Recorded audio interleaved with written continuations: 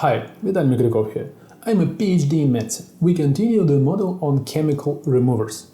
The topic of this lecture is chemical types of removers. After the lecture you will find the quiz. Let's get right into it. So, removers can be divided by chemical nature into acidic, alkaline and saline. This is necessary in order to distinguish them according to the mechanism of their action. You can distinguish them by composition and pH indicator, which we will discuss in more detail in the next lectures. In this lecture, I want to explain the fundamental difference in the mechanisms of action of different types of removers on biological tissues, because depending on the class of substances used, their effect will also differ. Acid removers create coagulative necrosis in the tissues. Necrosis is the destruction and death of living tissues.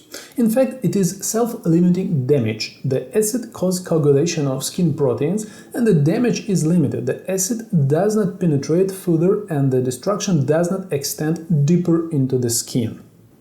Alkaline removers are arranged differently. They cause caliquational necrosis or tissue melting.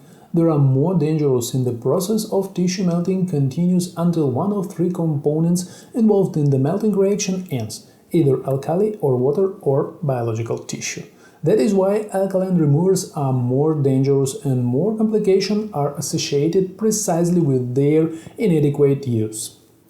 Saline removers are practically non-aggressive chemically and use the osmotic properties of saline to slightly enhance the effect of removal from mechanical injury.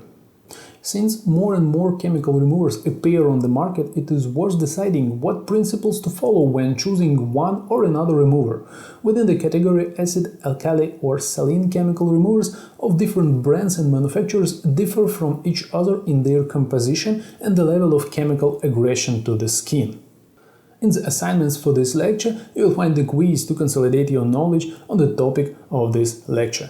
See you next lecture. I've been Vitaly Mikrikov, and as always, thanks for listening.